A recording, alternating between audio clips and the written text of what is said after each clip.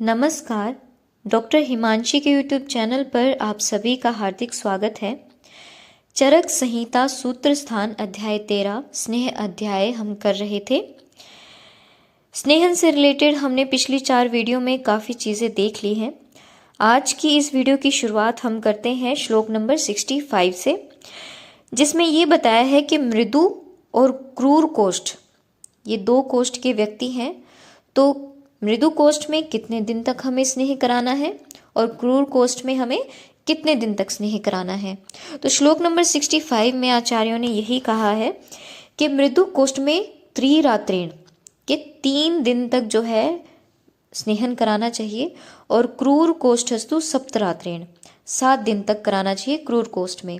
जब हम प्रकर्ष काल की बात हमने की थी स्नेहन के बारे में, तो 3 से 7 दिन तक बात की थी, है ना। और 7 दिन के बाद हमें स्नेहन नहीं कराना चाहिए। क्यों? क्योंकि वो 7 में हो जाता है ना। तो 3 दिन मृदु कोष्ठ वाले के लिए हैं और 7 दिन हमें क्रूर कोष्ठ वाले के लिए बताया है। फिर हम देखते हैं श्लोक नंबर 66 और 67, जो कि है मृदु कोष्ठ अगर व्यक्ति है तो उसके क्या क्या लक्षण होंगे। तो एक लेमन की भाषा में मैं आपको बताऊं तो मृदु कोष्ठ वाले ऐसे व्यक्ति होते हैं जिनको थोड़ा बहुत भी अगर हम विरेचन देते हैं तो अच्छे से पेट साफ हो जाता है। जैसे कि दूध से भी विरेचन हो जाएगा, उष्ण जल से भी हो जाएगा, ठीक है, गन्ने का रस देंगे उससे भी हो जाएगा। और क्रूर कोष्ठी क्या है? जिनको थोड़ा सा हमें थोड़ी हैवी डोज में कोई मेडिसिन देनी पड़े जिससे कि उनका दोष बाहर आ जाए, तो उन्हें हम क्रूर कोष्ठी कहते हैं। ठीक है, तो अब श्लोक वाइज हम देख लेते हैं श्लोक नंबर 66 और 67। इसकी अगर आप हिंदी देख लोगे तो एक कॉन्सेप्ट क्लियरिंग चीज़ आपके माइंड में आ जानी चाहिए। मृदु कोष्ठ का लक्षण क्या है? गुड़, इक्षुरस, दही का पानी, दूध या फिर अलोडित दही, खिचड़ी, घृत, त्रिफला, ठीक है, नूतन मदिरा, ये आदि लेने से मृदु कोष्ठ व्यक्ति को विरेचन होने लगता है। ठीक है ना। तो ऐसी थोड़ी बहुत कम विरेचन वाली औषधियों से भी या खान पान से अगर विरेचन हो जाए तो उस व्यक्ति को हम मृदु कोष्ठी कहते हैं। ठीक है, अब हम आते हैं क्रूर कोष्ठ पर। क्रूर कोष्ठ के लिए श्लोक नंबर 68 में आचार्यों ने क्या कहा कि विरेचयंती नयतानी क्रूर कोष्ठम कदाचनम। जो ऊपर मृदु कोष्ठ में बताए हुए जितने भी द्रव्य हैं उन द्रव्यों से क्रूर कोष्ठ वाले व्यक्ति के ऊपर कोई असर होता ही नहीं, उनसे विरेचन नहीं कराते। क्यों? क्योंकि क्रूर कोष्ठ की जो ग्रहणी होती है, ग्रहण्य ये लिखा ना इसके अंदर, अनिला बलवान, क्योंकि क्रूर कोष्ठ के व्यक्ति की जो ग्रहणी है उसमें अनिला किसका पर्याय है? वायु का। वायु की बहुलता रहती है, इस वजह से ऊपर जो मृदु कोष्ठ में बताए गए जितने भी द्रव्य हैं उनसे उनका विरेचन नहीं कराना चाहिए। तो सबसे बड़ी चीज इसमें क्या पता चली हमें कि क्रूर कोष्ठी व्यक्ति है तो उसके अंदर कौन से दोष की प्रधानता है? वायु की प्रधानता है। कौन से दोष की प्रधानता है? वायु की प्रधानता है।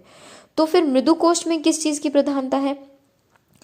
मृदु कोष्ठ में इन्होंने बोला कि मृदु कोष्ठ व्यक्ति की ग्रहणी में पित्त की प्रधानता होती है, कफ और वायु अल्प मात्रा में होते हैं। श्लोक में देखो, श्लोक नंबर ये जो दे रखा है 69, उदीर्ण पित्ता अल्प कफा। उदीर्ण पित्ता, पित्त अधिक मात्रा में है, अल्प कफा ग्रहणी मंद मारुता। अल्प कफ होता है और वायु मंद होती है। ऐसा व्यक्ति क्या कहलाता है? मृदु कोष्ठी कहलाता है। ठीक है ना। इसीलिए मृदु कोष्ठ वाले व्यक्ति के अंदर सुखपूर्वक विरेचन हो जाता है। समझ गए? तो 2 चीजें हमने देखी, क्रूर कोष्ठी और मृदु कोष्ठी। जो क्रूर कोष्ठी है उसके अंदर कौन सा दोष प्रधान है? वात प्रधान है। और जो मृदु कोष्ठी है उसके अंदर 3 कंडीशन दी। क्या क्या? उदीर्ण पित्त, यानी कि पित्त जो है वो प्रधान है। ठीक है। फिर है अल्प कफ। कफ कैसा है? अल्प। अल्प कफ। और वायु कैसी है? मंद मारुतः, मंद वायु। ये 3 कंडीशन है तो ऐसे व्यक्ति को क्या कहेंगे? मृदु कोष्ठी कहेंगे। ठीक है, तो कोष्ठ वाला कॉन्सेप्ट यहाँ से क्लियर होता है। ठीक है, अब ये जो है श्लोक नंबर 72 तक, इसको आप हिंदी में देख लोगे तो इनफ रहेगा। इन्होंने बोला है कि अविधि पूर्वक अगर स्नेह सेवन करते हैं तो क्या क्या उपद्रव देंगे।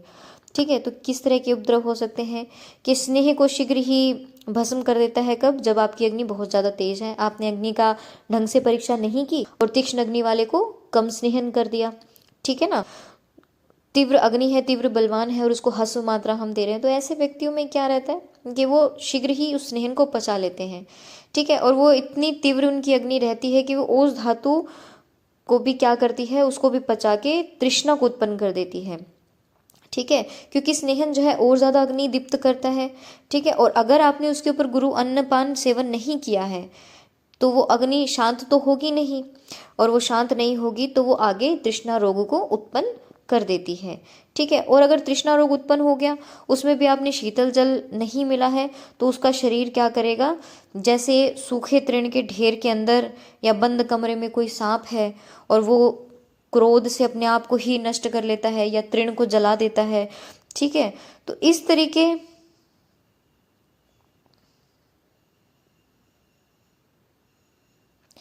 वो इस तरीके से क्या होगा, ये जो तीव्र अग्नि है वो मनुष्य के शरीर को या खुद के शरीर को के लिए मृत्युकारक साबित हो जाती है। ठीक है, तो इसलिए विधि पूर्वक ही स्नेहपान कराना है। जिसको बोला है प्रधान मात्रा देनी है उसको प्रधान ही दें, अल्प या मध्य मात्रा नहीं दें।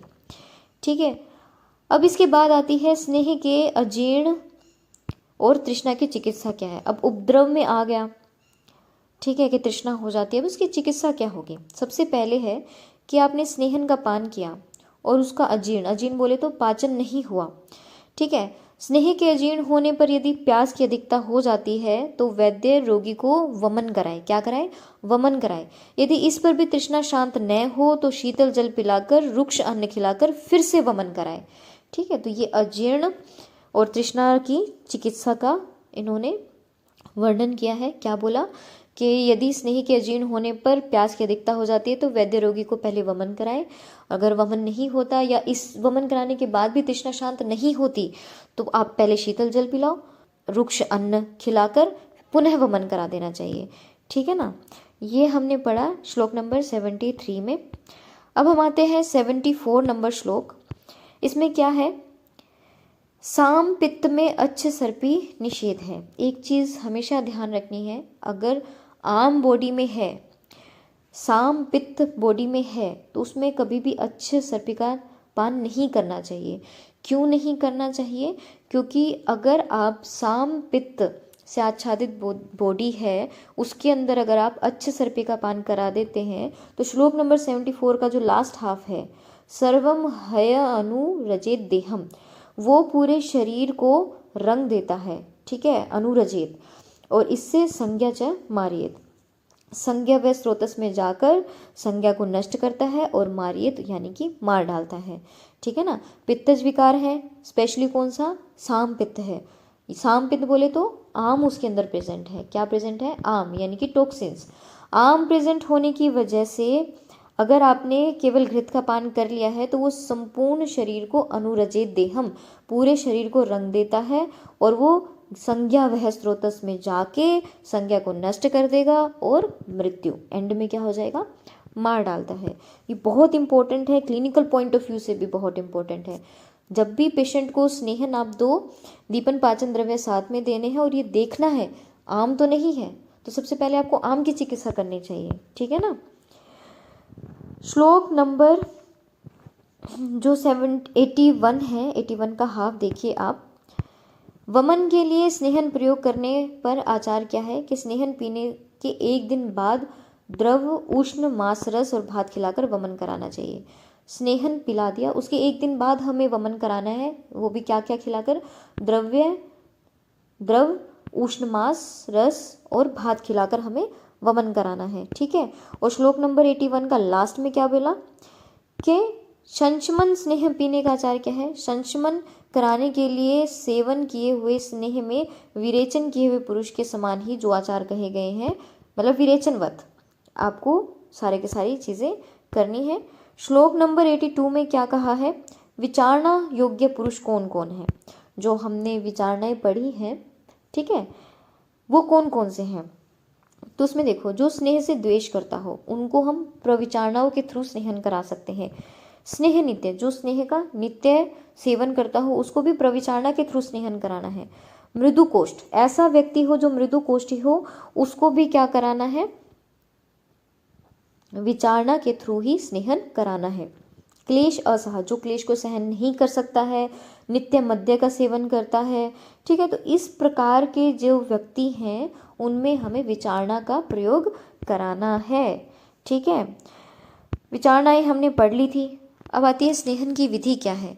स्नेहन की विधि है, भोजन के पहले, अगर आप हिंदी देख लोगे तो इनफ रहेगा, भोजन के पहले स्नेह के साथ राब खाकर तिल अधिक स्नेह मिलाकर खिचड़ी खाने से स्नेहन होता है। भोजन के पूर्व भी खाने से स्नेहन होता है। तिल कामलिक भोजन के खाने से भी शीघ्र ही स्नेहन हो जाता है। ये लगभग प्रविचारणा जैसी ही बात इन्होंने कह दी। श्लोक नंबर 89, सद्य स्नेहन की विधि क्या है। पंच प्रसिद्धि के नाम की जो पेय है और दूध में सिद्ध की हुई चावल की खीर जिसमें उड़द मिलाया गया हो, जिसमें अधिक मात्रा में घृत मिलाया गया हो, इसका सेवन करने से शीघ्र ही मनुष्य के अंदर स्नेहन हो जाता है। तो इम्पोर्टेंट क्या है, पंच प्रसिद्धि की पेय पहला, दूध से सिद्ध की हुई चावल की खीर दूसरा, जिसमें उड़द मिलाया गया हो, तीसरी क्या है, अधिक मात्रा में घृत मिलाया गया हो, इसका सेवन करने से शीघ्र ही मनुष्य की क्या हो जाता है, स्नेहन हो जाता है। अब पंच प्रसिद्धि की ये पेय क्या होती है, जो 4 महास्नेह बोले हैं, घृत तैल वसा मज्जा, 4 तो ये हो गए, प्लस में चावल या फिर तंडुल, चावल या तंडुल। ठीक है, ये जो 5 चीजें हैं वो सारी एक एक प्रसरित में होती हैं, एक एक प्रसरित में, तो टोटल हो गई कितनी, 5। ठीक है, इसलिए इसका नाम क्या है, पंच प्रसिद्धिकीय पेया। ठीक है, और ये शरीर का स्नेहन करने वाली होती है। स्नेहार्थ कुछ द्रव्यों का विशिष्ट रोगों में निषेध है। फॉर एग्जाम्पल, कुष्ठ, शोथ और प्रमेह से पीड़ित रोगियों में ग्राम्य अनुप जलीय जीवों का मांस नहीं खाना है। गुड़, दधी, दूध, तिल का प्रयोग स्नेहन के लिए नहीं करना है। तो अब बात आती है कि अगर कुष्ठ, शोथ और प्रमेह में इन सब चीजों के थ्रू नहीं करना स्नेहन, तो फिर किससे करना है ना। तो आप इसको कैसे याद करोगे, कुष्ठ, ठीक है, शोथ और प्रमेह, कुष्ठ, शोथ, प्रमेह, PHT, PH और T। कुष्ठ, शोथ, प्रमेह में PHT, P बोले तो पिपली, ठीक है, H बोले तो हरितकी और T बोले तो त्रिफला। तो फिर कुष्ठ में, शोथ में और प्रमेह में हमें PHT के थ्रू स्नेहन कराना चाहिए, पीपली, हरितकी और त्रिफला। ठीक है, और श्लोक नंबर जो 95 है उसके अंदर क्या बोला है, विचारणा विधि बता दी इन्होंने। तैल, मज्जा, वसा, घृत, इन चारों को बेर और त्रिफला के क्वाथ से सिद्ध करके क्या है, योनि व्यापद और शुक्र दोष में प्रयोग करना चाहिए। अभी तक हमने कुष्ठ, शोथ और प्रमेह के बारे में पढ़ा था, है ना। अब इन्होंने योनि व्यापद और शुक्र दोषों के बारे में बोला कि बेर और त्रिफला से सिद्ध जो क्वाथ है उसमें घृत, तैल, वसा, मज्जा को मिलाकर हमें स्नेहन कराना चाहिए। विचारणा विधि बता दी इन्होंने ये एक तरीके की। ठीक है, और सलवण स्नेह के गुण सदैव स्नेहन के लिए काम आता है ना।